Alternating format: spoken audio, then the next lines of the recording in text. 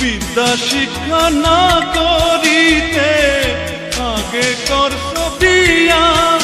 ও তুই বিনা খতে গোলাম হইলি, বিনা খতে গোলাম হইলি।